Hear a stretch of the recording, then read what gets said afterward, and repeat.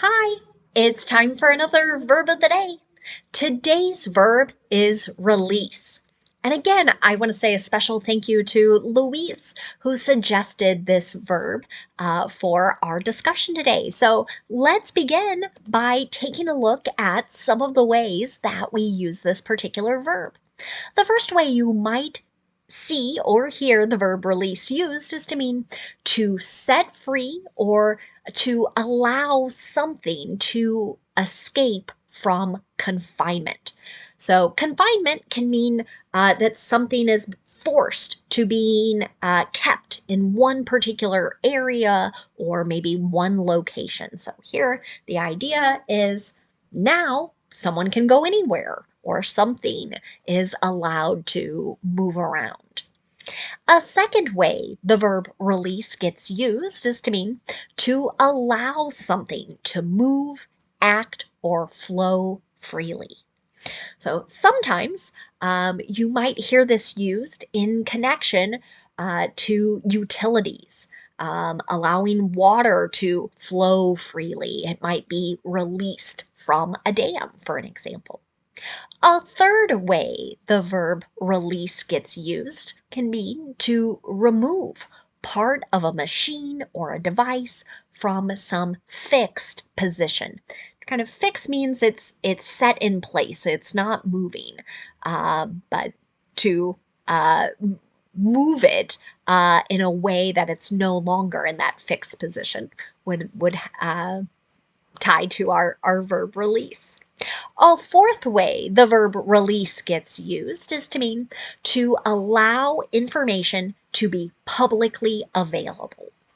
So, if you follow the news, sometimes if there's a question about something that's happened, a person will release a statement. They will say something like, I was not involved with this particular event, or I did not know, right? So they're sharing this information publicly. A fifth way the verb release gets used is to mean to make something available for viewing or for purchase. This most commonly gets used with movies, with songs, even with books or stories. A sixth way you can use the verb release can mean to surrender or give up a right. This connects back to one of our verbs from earlier in this week, wave. So those could be used in similar ways. But for now, you should know that release is a regular verb. To make the progressive form of this verb, I'm going to drop the E because I have a word that ends with a vowel, a consonant, and an E. So I drop the E, then I add ing, and that makes releasing. The past tense and participle forms of this verb can be made by just adding the letter D, since this verb already ends in an E. Now, the base verb, release, the ending sound in this verb is an unvoiced S sound. This means that the past tense ending is going to make a T sound, but I'm not going to add an extra syllable as I say it. So it should sound like this. Released, released. Okay, I hope you can hear that T sound there. Now, there are a couple phrasal verbs that you might encounter. The first is to release from. This generally means we are setting someone or something loose from confinement, or we're setting them free. An example of how you might hear this be used would be, when will they be released from prison? Okay, so that is prison, of course, is a place where you are confined. You're not allowed to move freely. So here, when are they getting out? Another phrasal verb you might encounter is release to. This can have a couple different meanings. One would, again, relate to the law. So it's when custody of someone or something is turned over to another person. So here, custody can be like sort of legal ownership. It might be a way of supervising someone, taking responsibility for their health or their wellness, their well being. An example of this might be police released the minor to her parents. Okay. So, minor generally refers to someone who is under the age of 18 here in the United States. And I have a feeling we have somebody here who was not behaving very well. Maybe they did something not so good, right? Maybe they broke the law. But for a time being, right, the minor was with police. The police take the child back to the parents and kind of say, okay, now you're in charge. A second way to use release to can mean to allow or give access to someone. An example of this might be the bank released the funds to the seller yesterday. This is kind of another way of saying they gave the money to the seller. This could be the seller of a home, for example. Now let's move on and continue practicing our verb of the day release in a couple different verb tenses. Today we're going to practice the past progressive and the simple future. We'll start with the past progressive. We use this verb tense to talk about an action that was ongoing or continuing during a period of time in the past. Now, some teachers and textbooks will call this the past continuous, and that's great. It has the exact same meaning. The reason I say past progressive is to help my students remember they're going to need two parts to make their verb. In the affirmative, we're going to have a subject, then we're going to have a past form of be. So be is always a very special verb. So if our subject is I, he, she, or it, we'll use was. Right? That'll be the form of be that's past. But if the subject is you, we, or they, we'll use were, W-E-R-E. Okay, so let's go back to our structure here. So we have subject, we have a past form of be, and then we have the ing form of the verb. So we've got to have both parts, was and ing, or were and the verb with ing. You can see that in my example here. Just as she was releasing the brake, the engine shut off completely. So here we've got an ongoing action, right? So maybe someone was pressed on or holding some type of brake and they're letting that pressure off, and whatever type of machine this is, the engine shuts off completely. That's kind of our interrupting action there. Now let's move on and talk about making negative sentences in the past progressive. To do this, again, I start with my subject, then I'm going to use the form of be that matches, then not, then the ing form of the verb.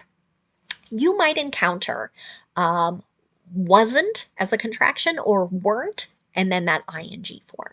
You can see that in my example here. They weren't releasing any details on the accident while they were investigating. Okay. So here, this could be different groups with authority, perhaps police, prosecutors, a state trooper, who knows? But we've got a group here that is not making information publicly available. Now let's move on and talk about making a yes or no question in the past progressive. To do this, I start with was or were, whichever form matches my subject, that subject comes next, then the ing form the verb. Here's our last past progressive example. Was the band releasing new music during the pandemic?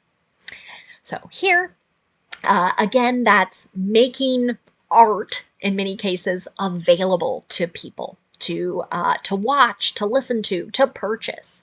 So here we want to know, and some artists were incredibly productive during this time in sharing new art. Now let's move on and talk about the simple future. Today we're going to make sentences with be going to. This is really common for people as they discuss their plans for their future. Might also see it with predictions occasionally, but with be going to, I've got to pay attention to my subject because be is going to change based on that subject. So to make sentences in the affirmative, if my subject is I'm going to use am going to and then the base verb. But if my subject is you, we, or they, I'll use are going to and then the base verb. Finally, if my subject is he, she, or it, I'll use is going to and then that base verb. Here's another example. Apple is going to release a new security update next month. Okay. If you are an iPhone user, you might be kind of used to this idea of publicly becoming available, different ways the technology inside our phones gets improved. So here this relates to security, keeping our information private and safe. Apple is the name of just one company, so it's like an it, and that's why you see is going to release. Another, uh, uh, my negative example here, I'm noticing doesn't have not in it, so let me verbally correct this as we continue. In the simple future, to make negative sentences, again, I start with my subject, I use be, so am, is, or are, then not, and then going to, and the base verb. So here I might say, teams aren't or are not going to release several players before the season begins. So this kind of goes back to that idea of wave.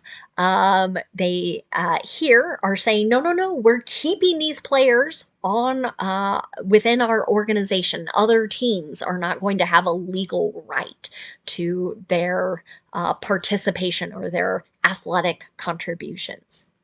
Finally, one more example here. Let's talk about making a yes or no question in the simple future. To do this, I start with our form of be, whichever form matches the subject, that subject goes next, then going to and the base verb. Here's my last example. Is the studio going to release the sequel this summer? Again, that's all about making art available to be watched in this case. This is likely talking about a movie that continues the story with a similar group of characters from an earlier film. Now, let's take a moment and look at some words that are related to the verb release. The first word we're going to talk about is just the noun form of this word. The noun release, you'll notice, has the exact same spelling and the exact same pronunciation. This noun can have a number of different meanings. We're going to talk about 4 of them today.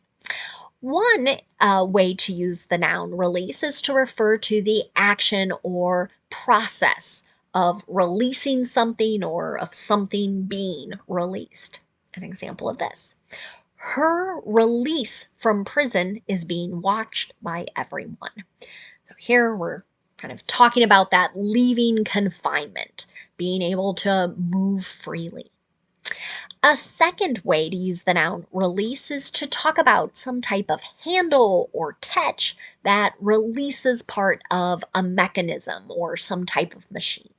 An example of this. The hood's release is broken.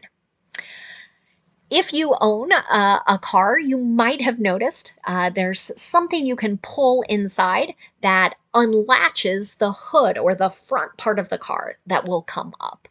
So sometimes those things can break. It can make it very difficult. So again, you might hear that latch or thing referred to as a release. A third way to use the noun release is to refer to the action of making some type of movie, a song, again, a book, some other type of product. making it available to the public so people can watch it, listen to it, purchase it. An example of this: the public is highly anticipating the release of the movie, right? So this is, people are excited. They want to go see it. They want to buy a ticket for it. A fourth way to use the noun release is to refer to a document that gives up or surrenders a right or some property or something else a bit similar. An example of this: everyone who rides in the hot air balloon will have to sign a release.